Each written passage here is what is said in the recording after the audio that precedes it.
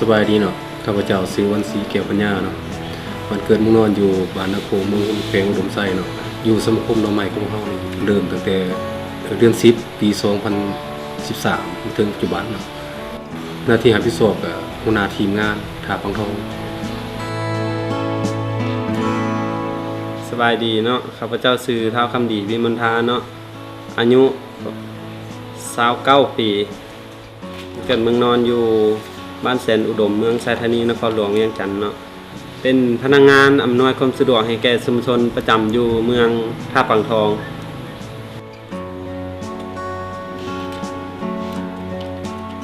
เจ้าสบายดีข้าพเจ้าชื่อวิรศัยการแบอายุ37ปีทินฐานบ้านอยู่นครหลวงเวียงจันทน์เฮ็ดเวียกร่วมกับสมาคมหน่อไม้แต่ปี2011ถึงปัจจุบันหน้าที่ตำแหน่งเป็นผู้อำนวยความสะดวกให้แก่ชุมชน